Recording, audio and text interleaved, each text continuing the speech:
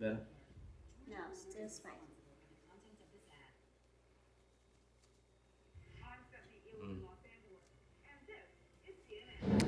Smile. Smile. Smile. Smile my chocolate princess.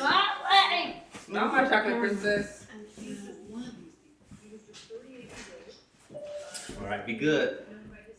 Okay? Love you.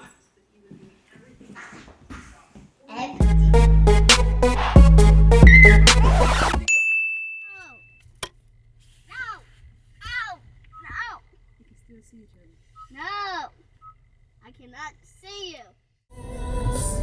So, yeah, we're on the way to Passion City Church, led by Shelly and Louis Giglio. They're really good people.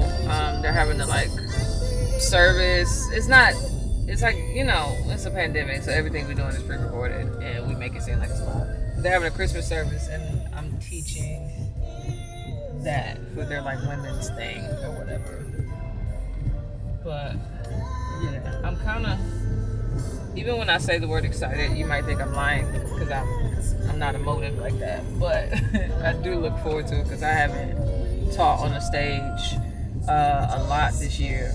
This is probably my second time teaching behind a podium in front of actual people. It's been a minute. So that's exciting. And I'm talking about holiness and the holiness of God as it relates to Christmas, which is fun for me. I know people are afraid of holiness, but to me, that means that God is beautiful because He's holy. So to talk about the beautifulness of God is exciting. And then I have this little one with me.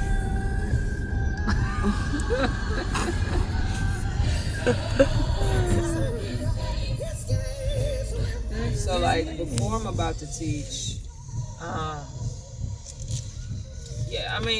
there's a sobriety to it just because it's you're about to open up the scriptures and talk about God. That's incredibly serious and a privilege. And so it's not one that I do shaking in my boots, but it's one that I see as an honor. And so all I do is, I listen to a bunch of gospel or CCM, whatever my spirit needs at the time.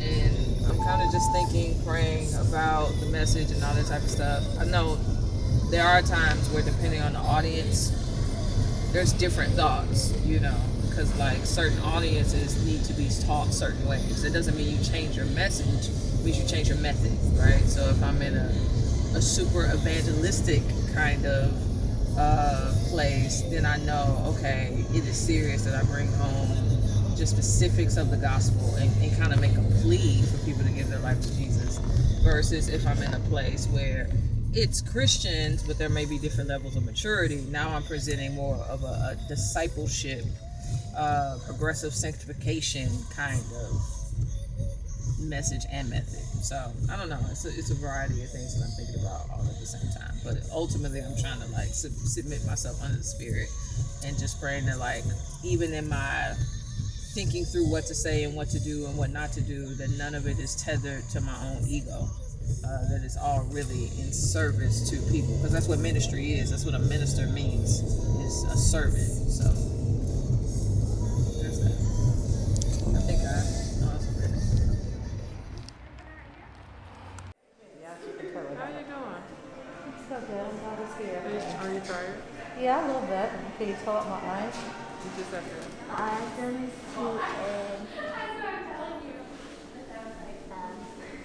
to guys. She a baby.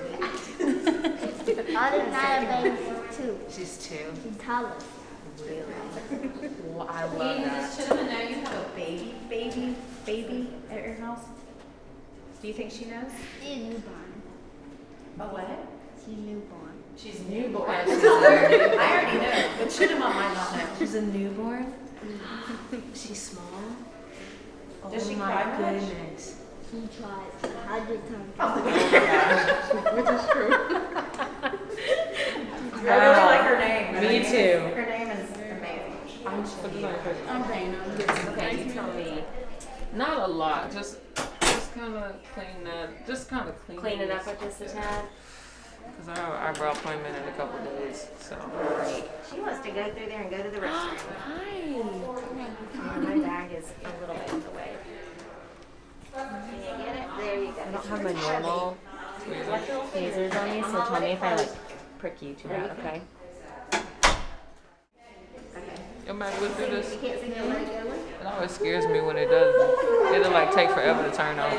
So you got two kinds of teachers. You have the extemporaneous teachers who, they study and then they just kind of communicate what they see without notes or minimal notes. So Preston is that. Preston, he memorizes all that he has to say, and then so if he does have notes, it's just bullet points that'll say sky, and he knows to talk for 10 minutes about Genesis 1. I don't know how to do that at all. I'm a manuscript teacher. And it's partially, that's just how my brain works. I think because I'm a writer, it makes me want to be very specific and precise with what I say. And so I write out every single thing I'm going to say. But one prayer I always pray is that the Spirit would lead me to say things that aren't scripted or to lead me to go a different direction. And so I want to start becoming more extemporaneous. I just don't know how yet, but I think it's okay. And I know there's some people who are like, well, doesn't that limit the Holy Spirit?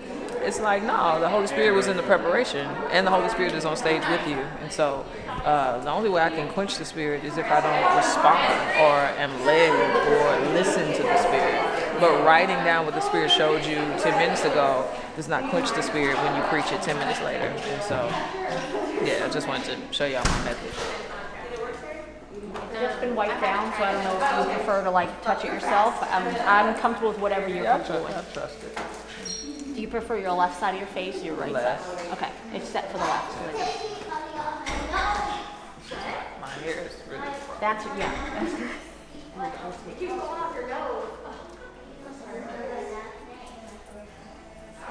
She's gonna tell her social security number in a minute. Eden Grace Perry. I live in Atlanta, Georgia.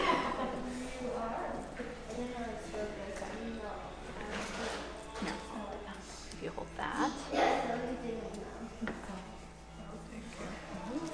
Great. If you just look this way for me. Okay, if I come in? Okay.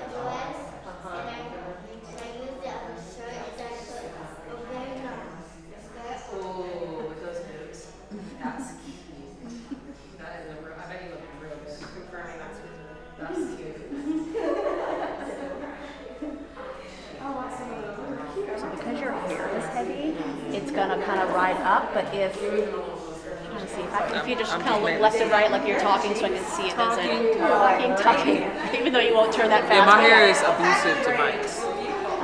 Yeah. It looks so good though, it doesn't even look like you have the mic on. That's a nice thing. That's the good thing. Oh yeah. Have you been saying it mostly? Okay.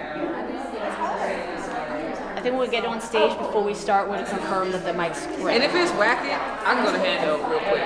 Okay, That's fine. we'll have one standing by if we need to do a switch. Okay, we'll start again. It's all good. Okay, great. Thank you. Thank you.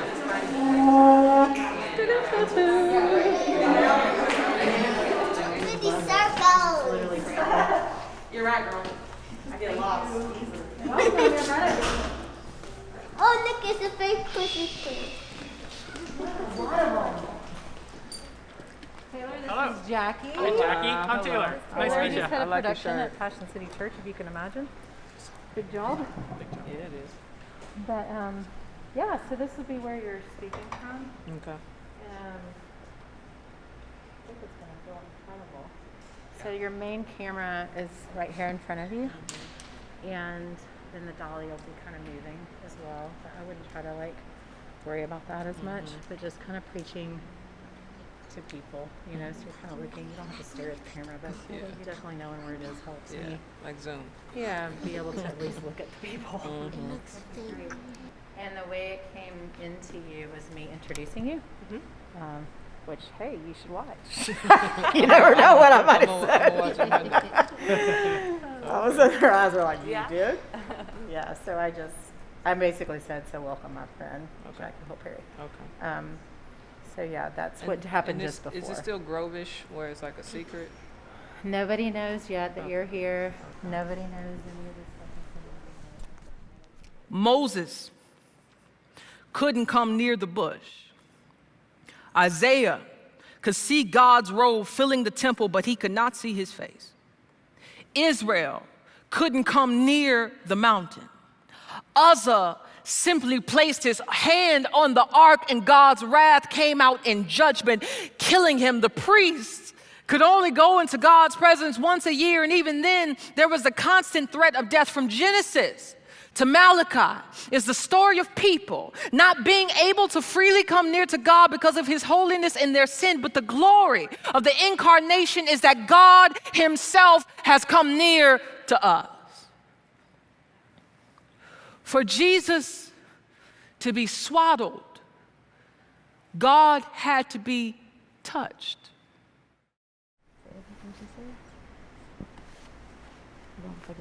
It was incredible. And so pure and easy to understand, and all the things that you would want it to be. You know, which is, I don't want to make this sound complicated because it's beautiful, but it is complicated. You know, and it's like I'm trying to teach hard things, but in a very accessible way. And it was, I know that's what you were trying to do, and it worked. It worked. You say, if I love something, that means, I said, oh no. She's texting me like, here she goes, up in my life. I was like, here it comes. Just the way you thread it all together. I don't know. It had moments where I was just like, I can't believe she just turned out that way. That's the Bible, though. Right. It is the Bible, but it's the way your brain accesses the Bible and then is able to help us understand the Bible. So it is the Bible, and it's all in there, and there's nothing, you know, errant in anything that you're saying, but it's just accessible. And it's beautiful. You okay? I'm trying to put my foot in. That was fun. She's amazing. Did you feel rusty? Yeah. I love that. Yeah.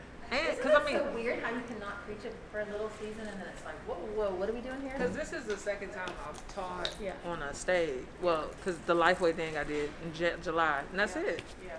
And so, and still not being able to talk to people. Like I would have got more preachy if it was people. I didn't feel you backing down on that. I kind of feel myself backing down a little bit because I can't see people, and I'm so like, I just relate to people by looking at them, and I see so much in their eyes, and I respond to it by what I'm saying or whatever. And when you can't do that, you're just like, I know you're there, but I can't tell what you think about it. It's not right. We need a vaccine that could work so we could preach again. Yeah, there you go. Okay. Thank you, Shelley. That was fun. What about the vaccine? What's The gift that keeps on giving. Coming early. No, this is just a little from our team. Yeah. Thank you. Yes, you're so welcome. That's how I need to wrap a Preston gift. You want to put your coat on, or you don't? You want to stay here and we leave you?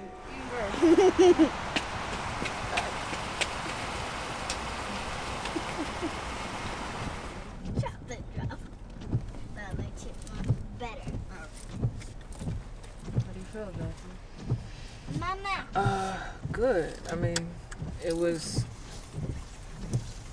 I don't want my sister. I don't know. I haven't been teaching in that capacity in a really long time, so it just felt good. Like I just been itching to teach the Bible. Okay, let me do it.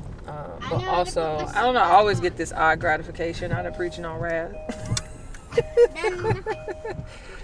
But making not just teaching wrath for wrath's sake, but to see how actually important it is to the doctrine of God. You know, to show that because he's righteous, he has to be just. That's a good thing. Like if God didn't judge sin, he would not be a righteous God. And so therefore he shouldn't be trusted. And so because he is, to me, it proves how much more worthy he is of like faith. So I just like parsing it out so that people see a different angle of something they probably heard before. I don't know where I'm going. I think I'm supposed to make a right.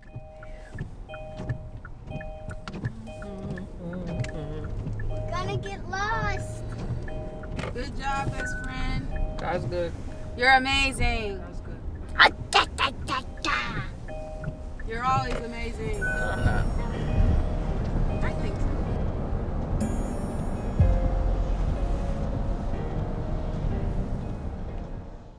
Preston's gonna test her on what she heard. So what are you gonna tell them? I didn't understand what you were talking about. You wasn't telling me about what you were talking about. You didn't understand? Okay, I'll explain. There's lots of words that I did not know what it means. Okay, keep going. That's fair. Humble, private child. I didn't know what you were talking about. Basically, I heard God. That was enough. Little ashy ankles. There we go.